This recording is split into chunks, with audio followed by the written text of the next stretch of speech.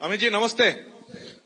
PMLA prevention of money laundering act हम जानते हैं हमारा देश का काफी कड़ा एक आइन है, जिस आइन के दौरान अरविंद केजरीवाल जी तिहाड़ जेल चला गया, हेमंत सोरेन जेल चला गया। लेकिन यहाँ वेस्ट बंगाल में ईडी कलकत्ता हाईकोर्ट में रिपोर्ट दिया है, एक कंपनी है लीप्स एंड बाउंस जिसका 150 करोड़ रुपया सीज हुआ है, लेकिन उसका मालिक अभी तक अरेस्ट नहीं हुआ। उसका नाम है अभिषेक बैनर्जी, एनसीएमपी, आप जानती है।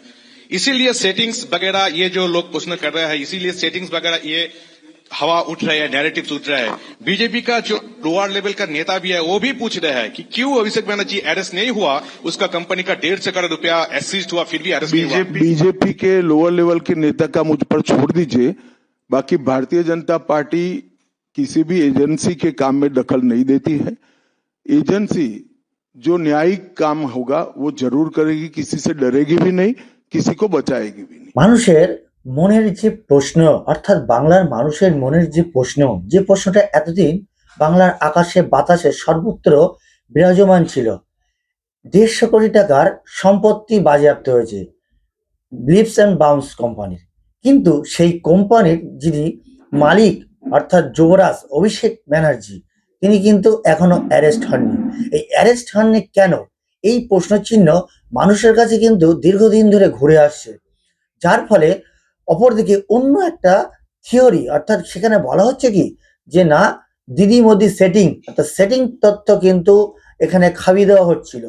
সেই সেটিং তত্ত্ব থেকে বেরিয়ে আসতে গেলে এই যে একটা প্রশ্ন সাংবাদিক সম্মেলনে অমিত শাহকে অর্থাৎ মাননীয় স্বরাষ্ট্রমন্ত্রীকে করা হয়েছিল, সেই তিনি যে জবাবটা দিয়েছেন, হয়তো স্বরাষ্ট্রমন্ত্রী হিসেবে তেনার যে উত্তরটা দেওয়ার ছিল তিনি সেটা দিয়েছেন, সেটাতে কিন্তু অনেক বাঙালি অর্থাৎ বাংলার মানুষ সন্তুষ্ট নন।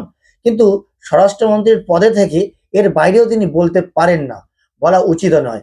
কারণ তিনি যদি বেফাস বা কোনো কিছু বলে ফেলতেন, তাহলে এখানকার যে তৃণমূল অর্থাৎ শাসক দল, তারা কিন্তু সেইটাকে অস্ত্র করে অনেক কিছু এতদিন শুরু করে দিত, সেটাকে আমাদের দেখতে হতো। যাই হোক, সেই সুযোগটা মাননীয় স্বরাষ্ট্রমন্ত্রী অমিত শাহ কিন্তু দেননি। এরই মধ্যে মাননীয় যুবরাজ অর্থাৎ আঞ্চলিক দলের সর্বভারতীয় সম্পাদক, তৃণমূলের সেকেন্ড ইন কমান্ড মমতা ব্যানার্জির প্রিয় ভাইপো অভিষেক ব্যানার্জি দিল্লির নির্বাচন কমিশনের দপ্তরে গিয়ে তিনি যে জ্বালাময়ী ভাষণ দিচ্ছেন। Why will BLA2s will not be allowed to be a part of the hearing venues?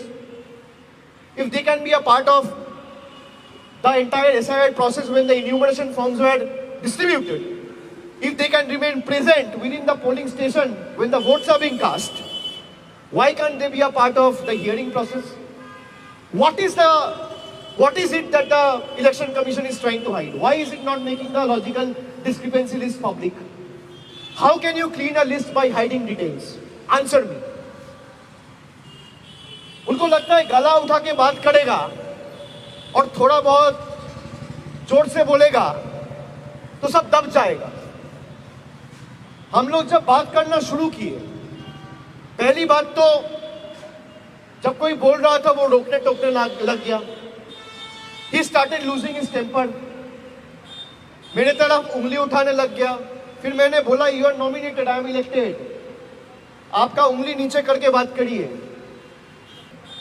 मेरे तरफ उंगली उठाने लग गया। फिर मैंने बोला you are nominated, I am elected, आपका उंगली नीचे करके बात करिए। मेरे तरफ उंगली उठाने लग गया। फिर मैंने बोला you are nominated, I am elected, आपका उंगली नीचे करके बात करिए।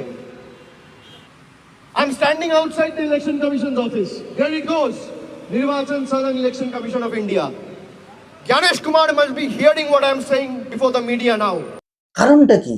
নেপথ্যের কারণ এসআইআর এর আতঙ্ক, অর্থাৎ এই এসআইআর এর আতঙ্কে যে সাম্রাজ্য পতন ঘটতে চলেছে সেটা কিন্তু প্রতি পদে পদে বোঝা যাচ্ছে। মাননীয় স্বরাষ্ট্রমন্ত্রী অমিত শাহ এরই মধ্যে আজ কোর কমিটির যে বৈঠক, সেই বৈঠকে এলাকা ধরে ধরে পরিস্থিতি জানলেন এবং তিনি তার দলের বিভিন্ন নেতা নেত্রীকে আগামী 26শে নির্বাচনের জন্য রণকৌশল সেট করে দিয়ে গেলেন। 26-এর যে নির্বাচন সেটা কিন্তু কোনো পক্ষই ছাড়ার নয়। আজকের ভিডিও এ পর্যন্তই। আমার ভিডিওটি যদি আপনাদের ভালো লেগে থাকে তাহলে অবশ্যই বেশি বেশি করে লাইক করবেন এবং শেয়ার করতে ভুলবেন না। আর চ্যানেলে যদি নতুন হয়ে থাকেন অবশ্যই সাবস্ক্রাইব করে পাশে থাকবেন। ধন্যবাদ।